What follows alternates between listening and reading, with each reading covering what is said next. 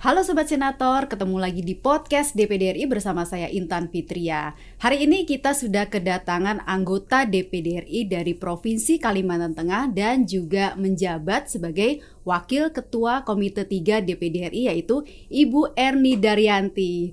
Selamat datang Ibu di podcast DPD RI. Selamat datang. Apa kabar hari ini? Alhamdulillah baik-baik. Kemarin baru saja selesai reses ya Bu ya? Ya, reses pertama Ibu sebagai anggota DPD RI. Iya benar. Boleh diceritakan sedikit Ibu ke Sobat Senator apa saja permasalahan masyarakat yang ditemukan pada saat reses? Ya, kebetulan kemarin kami dari Komite 3 reses di bagian tentang jaminan kesehatan ya. Jadi kita kemarin ke BPJS, kantor BPJS, kita ke Jasara Harja, terus kita ke apa lagi kemarin kalau nggak salah ke Dinas Sosial. Dinas Sosial. Gitu. Jadi per masing-masing komite menjelaskan tentang tugas resesnya udah masing-masing, jadi berbeda-beda gitu. Tapi kebetulan saya di Komite 3 kita bekerja sama dengan pihak tersebut gitu. Apa saja permasalahan dari Komite 3 Bu yang mungkin bisa di-share sama Sobat Senator? Untuk reses atau untuk akhir-akhir ini? Untuk reses dulu.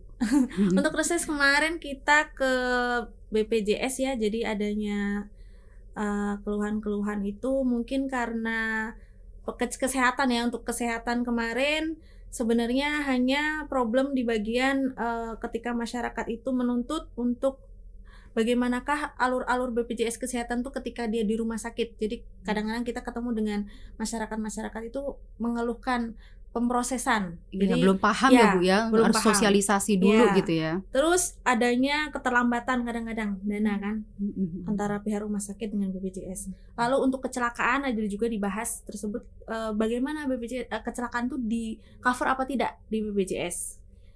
Kadang-kadang kan ditanyakan tuh, kadang-kadang saat apabila dia ini BPJS apa enggak, kadang-kadang harus nunggu ini ikut BPJS apa enggak. Jadi pola-polanya masih di masyarakat masih agak kurang bisa atau enggak di cover sama BPJS seperti itu. Ya kemarin karena kita lebih membahas tentang itu sebenarnya gitu.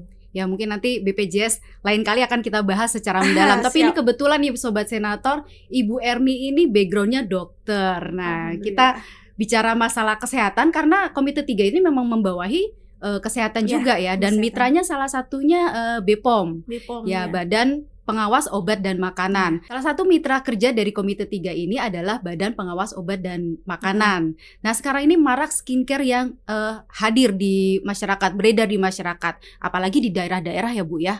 Nah ada juga yang kandungan dari skincare itu berbahaya gitu. Ada hidrokinon atau merkuri seperti itu. Nah menurut Ibu bagaimana melihat fenomena ini? Ya namanya sekarang nih kan sosmed nih nomor 1 ya. Kebanyakan orang-orang karena ngelihat promosinya yang berlebihan, lalu customer ini kan, konsumen ini kan kadang-kadang tidak berpikir jelas.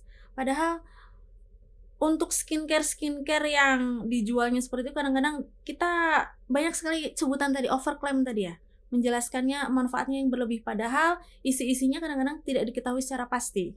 Jadi karena kurang pengetahuannya masyarakat tentang isi-isi kandungan yang dijual bebas secara online tersebut, bahwa kalau masyarakat ini kan udah dikasih, ini loh ada nomor BPOM-nya, registrasinya gitu. Kadang-kadang isinya di dalamnya tuh belum tentu isinya sama.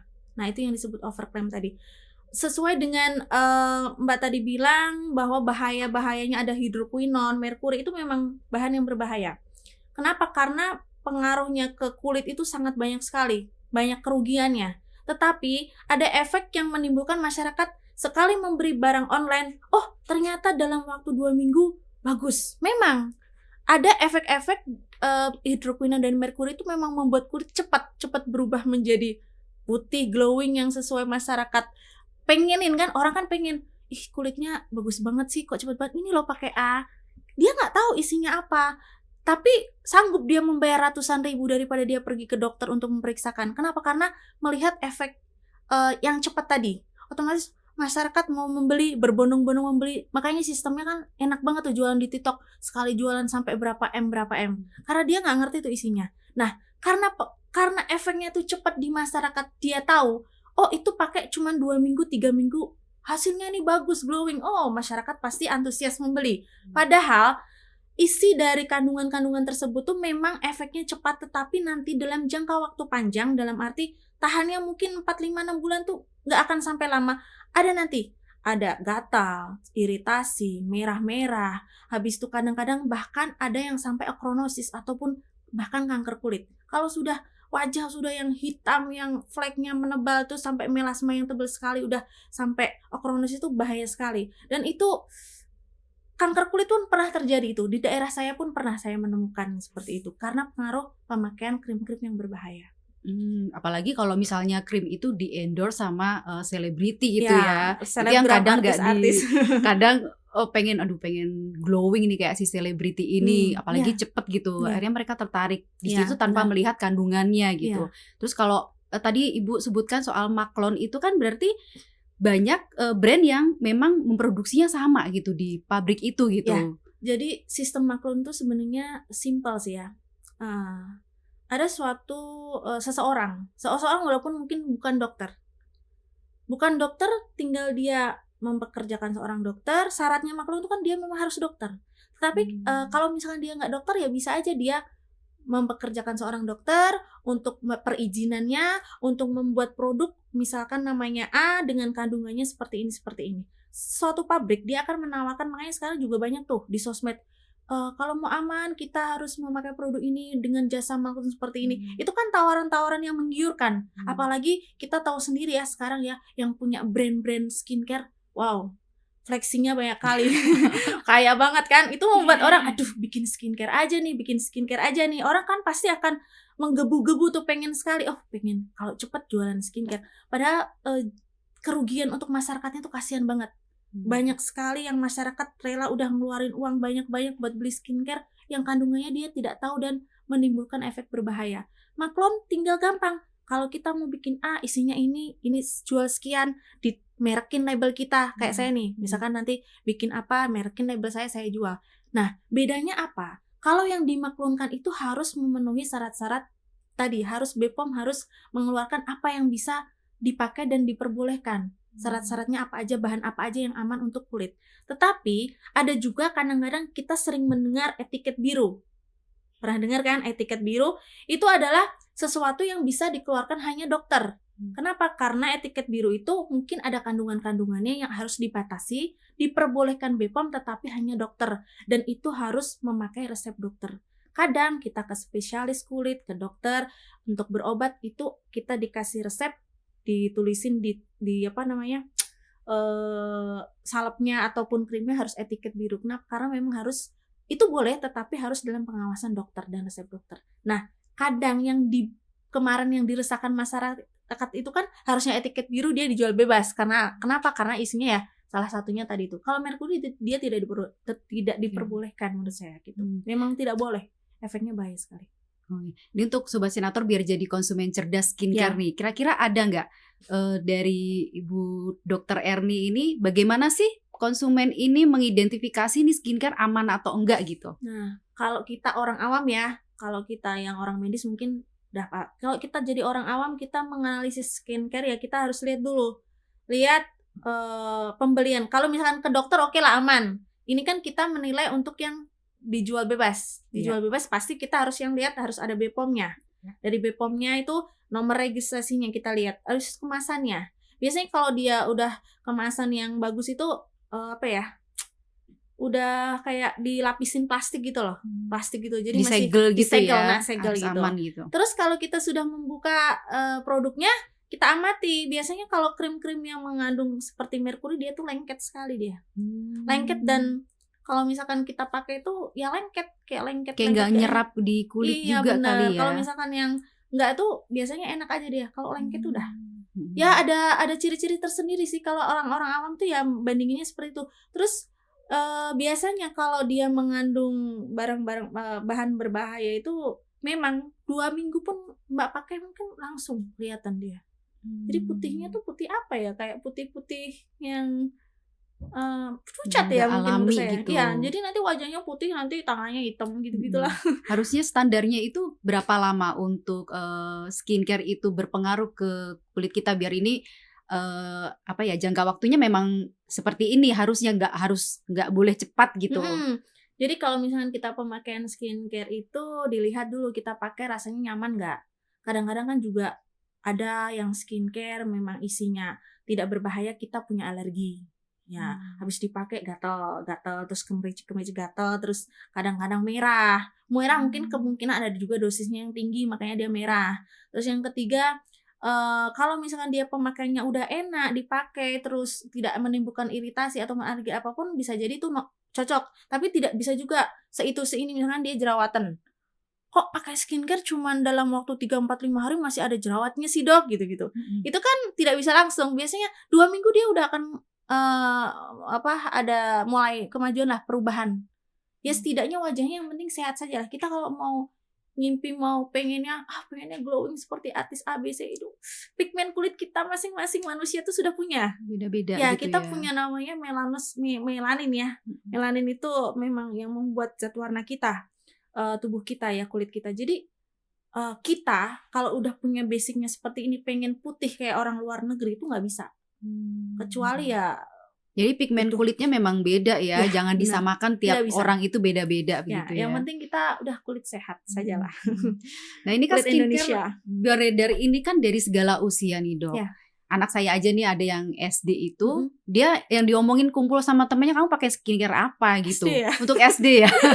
Jadi ya kadang mereka juga nggak minta saya untuk beli. Anak saya SMP tuh dikasih sama temennya. Saya bilang, duh Nyoba. aman nggak nih gitu. Nah untuk anak SD ini kan selain perlu pengawasan orang tua, peredarannya kan juga perlu diawasi oleh pemerintah. Nah menurut Ibu seharusnya bagaimana pengawasan oleh pemerintah? Apakah sekarang sudah ideal atau belum? Kalau untuk SD saya rasa jangan dulu lah ya, karena kulitnya kan masih sensitif, masih muda juga. Terus biarkan saja. Kalau SD, menurut saya anak saya juga SD semua tuh ada yang kadang-kadang ada yang keluhan, ada apa tuh namanya kayak putih-putih, kayak namanya orang kalau misalkan habis aktivitas suka kotor segala macam tangan kan ini. Saya nggak terlalu ini kalau SD mungkin cuci muka kalau pas misalnya dia tidak keringetan terus menjaga gitu. Tapi kalau untuk pemakaian skincare-nya saya belum menyarankan. Kalau untuk pengawasan BPOM mungkin saya lebih menegaskan lebih diawasi lah ya barang-barang yang misalkan pengajuan perizinan dan penyebarannya ya. Pemasarannya itu juga harus diawasi. Kenapa? Karena kadang-kadang yang kita masukkan ke BPOM oke lah ya bahannya sama, tapi nanti kadang yang dijual tuh berbeda. Makanya sering banget di sosmed itu ada dokter ABCD itu menilai barang-barang produk, kadang membeli dulu habis itu baru diregistrasiin lagi di BPOM, dilihatkan itu kenapa? Karena ya memang seperti itu. Kadang-kadang yang kita masukkan udah sesuai, yang kita janjikan ke customer, ke pihak kedua itu, oh ini isinya ini ternyata yang dijual beda gitu dari pihak-pihak yang memproduksi itu gitu. Iya. Yang beredar kan juga ada yang dari BPOM, tapi ada juga nih yang just tip dari luar negeri, import dan segala macam itu pengawasannya juga belum ada, masih kurang sepertinya ya kalau untuk itu ya Bu ya. Ya, itu ya, jadi kita harus ya sama-sama ya, kita dengan pemerintah khususnya ini bagian yang menangani memang BPOM, kita harus sama-sama mengawasi untuk peredarannya, untuk perizinannya agar lebih diperketat. Kenapa? Karena kita tahu sendiri efek samping dari skincare ini dalam jangka waktu pendek maupun panjang sangat berbahaya. Jadi kita sama-sama lah, kita harus benar-benar mengawasinya gitu. Ya, DPDRI Komite 3 khususnya juga melakukan pengawasan juga ya Sobat Senator untuk hal ini. Kemudian ini Bu, harga skincare itu kan sangat bervariasi, ada yang murah, ada yang mahal banget gitu. Nah jadi jaminan nggak sih kalau misalnya mahal itu berarti bagus gitu? Tidak jaminan. Pada dasarnya kulit kita ini punya adaptasi sendiri. Kadang kita lihat orang zaman dulu ya nggak memakai apa-apa. Kenapa? Karena melihatnya nggak memakai apa-apa yang ABCDE yang sosmed itu, skincare yang dengan tawaran dari harga yang mulai berapa ratus ribu sampai jutaan. Kalau memakai kita yang udahlah standar normal aja lah. Kalau kita nggak mau ke dokter, kita nggak mau ke dokter kecantikan ataupun spesialis kulit untuk ada keluhan, pakailah yang biasa saja yang sudah ada BPOM-nya. Yang orang zaman dahulu tuh kalau misalkan pakai yang biasa-biasa aja tuh malah wajahnya tuh terbilang sehat. Umur 50 tahun pun sehat ya. Kalau zaman sekarang udah ada canggih ya, harus perawatan di laser, diapain.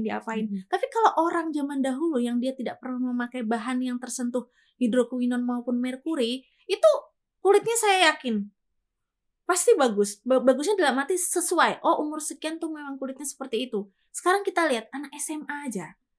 Kadang-kadang tuh udah memakai produk sosmed yang beli-belinya di online. Memang putih, tapi habis itu 6 bulan kemudian jerawatan. Biasanya memang orang-orang masih muda dia kejerawat. Tapi orang yang tua biasanya kita sebut melasma, keflek. Itu kenapa? Karena memakai barang-barang yang bahan-bahan krim yang kandungannya yang XXX tadi itulah anak yang remaja berbahaya. zaman sekarang Bu, kalau misalnya ke toko kosmetik itu mereka saking banyaknya merek sampai Bingung bingung ya? mereka pakai yang mana gitu. Ya, pinter-pinter ngeliatin endorse-nya aja. Oh, kayak ini mungkin dipikirnya masyarakat awam itu, aku pengen jadi kayak artis ini endorse ini dia beli. Aku pengen kayak ini. Ini ya memang Sekarang kiblatnya Korea lagi ya Bu ya. ya, Korea memang lagi ini ya. Tapi untuk ingredientnya kan mungkin kan dari berbagai macam kosmetik kan macam-macam ya masing-masing. Kita harus meneliti dulu kalau misalkan itu memang bisa diedarkan di Indonesia, ya kalau misalkan ada BPOM-nya terus dikeluarkan izinnya ya mungkin tuh bisa jadi nggak masalah, aman. Kenapa? Karena sesuai juga. Kadang-kadang kan yang isinya benar-benar mungkin mahal, bisa jadi karena masuknya biayanya mahal juga bisa jadi. Kalau dari luar negeri kan karena masuknya mungkin ya. Dan itu kan udah ada regulasinya tersendiri. Yang penting kita tegaskan untuk BPOM apabila ada produk yang luar impor bisa masuk Indonesia harus mengadakan pengawasan yang benar-benar dan harus memang sesuai dengan apa yang diperbolehkan dipakai untuk orang Indonesia. Untuk keamanan kesehatan kulitnya lah seperti itu. Oke, siap. Yang terakhir nih Bu, Ya. ada tips nggak buat Sobat Senator, tips agar kulit kita sehat? Oke.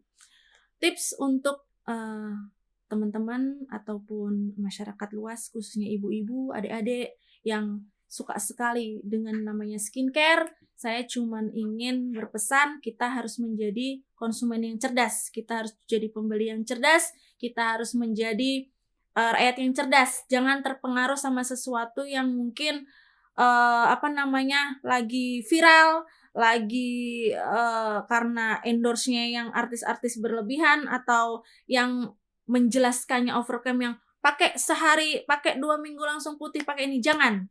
Kalau mau glowing pakai ini, jangan. Kita harus menjadi cerdas dalam arti memilih sesuatu barang, sesuatu kosmetik yang memang harus benar-benar ada BPOM-nya tadi yang sudah saya jelaskan, ada registrasi nomor BPOM-nya. Dan yang kedua, tidak harus mahal untuk menjadi kulit kita sehat, karena kita nggak usah bermimpi untuk atau pengen, mungkin semua wanita Indonesia pengen ya kulitnya putih, cantik, mulus, glowing segala macam. Tetapi sadarlah bahwa kita tuh memang harus mensyukuri apa yang kita punya, karena setiap manusia itu dia mempunyai bawaannya masing-masing, mempunyai sistem kulit, ada sel kulit yang memang membuat kita menjadi coklat, menjadi hitam, menjadi putih. Itu kenapa? Karena melindungi kulit kita dari radiasi dan itu banyak sekali fungsinya. Saya cuma menyarankan sudah kita hidup sehat saja, lifestyle kita diperbaiki dengan cara banyak minum air putih, tidur yang cukup, buah-buahan, dan olahraga. Itu salah satu untuk membuat kulit tubuh kita menjadi sehat. Terus kalau mau ditambahin dengan perawatan ya boleh. Kalau misalkan ada keluhan wajah, keluhan kulit, bisa datang ke ahlinya, ke dokter apapun itu, dokter kecantikan mau klinik kecantikan atau dokter spesialis. Yang penting kita harus datang ke ahlinya, konsultasikan wajah kulit kita ke ahlinya. Jangan konsultasi ke online, ke TikTok, ke apa lagi ya. Semuanya. Kalau konsultasinya cuman saya resellernya merek A, merek B, itu tidak bisa menimbulkan solusi. Kenapa? Pasti solusinya gini, itu pakai krim itu kok keluar jerawatan. Itu detox saja, itu ngeluarin nanti habis itu bagus lagi. Itu bukan bahasa detox, itu bahasa yang tidak pantas untuk kita ungkapkan untuk semua penjual yang notabene dia bukan orang medis atau orang kecantikan atau dokter ya khususnya ya. Jadi saya sarankan jadilah kita maksudnya konsumen yang cerdas. Kalau ada keluhan di kulit apapun itu, kita datang ke ahlinya, ke dokter kecantikan, ke spesialis ataupun yang memang di bidangnya untuk perawatan dan segala macam. Jangan kembali ke sosmed atau ke online. Kenapa? Karena ya nanti jadinya malah tambah panjang. Sudahlah duit keluar banyak, hasilnya kurang efektif, rugi semuanya, kulit bermasalah. Nah, efeknya jangka panjang sangat membahayakan seperti itu. Ya, terima kasih banyak Ibu Erni Sama-sama. atas tipsnya dan diskusi yang sangat menarik, terutama skincare nih. Pasti nanti akan banyak ibu-ibu, ini berguna buat ibu-ibu, anak remaja, putri. Oke, yang penting ini berguna diskusi sekarang ini dengan Dr. Erni Daryanti, anggota provinsi dari Kalimantan Tengah dan juga Wakil Ketua Komite 3 DPD RI.